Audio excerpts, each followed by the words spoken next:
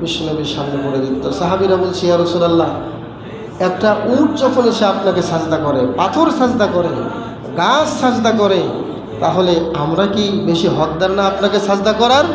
তখন বিশ্বনবী বললেন যে না, আমাকে তোমরা সাজদা করতে পারবে না, একমাত্র সাজদা করবে আল্লাহকে। এবং আমি বলি, কোনো মানুষ হয়ে যদি মানুষকে সাজদা করার নিয়ম থাকতো, তাহলে আমি বলতাম প্রত্যেকটা নারী তার স্বামীকে যেন সাজদা করে। সুবহানাল্লাহ। সম্মানিত উপস্থিতি, অতএব এটা আমাদের জন্য বৈধ নয়, এই জন্য আমাদের জন্য এটা করাও ঠিক হবে না। একদিন আবু বকর রাদিয়াল্লাহু তাআলা আনহু, ওমর এবং ওসমান, এই তিনজনকে নিয়ে বিশ্বনবী উহুদ পাহাড়ে উঠেছিলেন।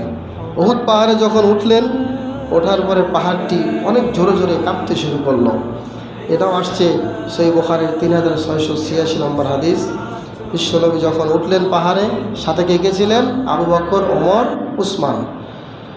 যখন পাহাড়টি কাঁপা শুরু হলো, বিশ্বনবী তখন বললেন একবারই যে, হে পাহাড়, উসবুত, তুমি থামো, তুমি কাঁদছো কেন?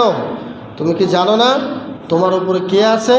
একজন নবী আছে তোমার উপরে, একজন সিদ্দিক আছে তোমার উপরে, এবং দুইজন শহীদ আছে তোমার উপরে। দুইজন শহীদ মানে উসমান শহীদ হয়েছেন, ওমর রাদিয়াল্লাহু তাআলা আনহু শহীদ হয়েছেন, সিদ্দিক ছিলেন আবু বকর রাদিয়াল্লাহু তাআলা আনহু, আর নবী হচ্ছেন স্বয়ং তিনি নিজে। এই চারজন ব্যক্তির কথা বলার সাথে সাথেই পাহাড়টি এক মুহূর্তের মধ্যেই, অন্য বর্ণনায় এসেছে বিশ্বনবী এই কথা বলার সাথে সাথেই পাহাড়টা একদম স্থির হয়ে গেল, আর কাঁপাকাঁপি করল না। বলেন সুবহানাল্লাহ। সম্মানিত উপস্থিতি, আরও অসংখ্য অনেক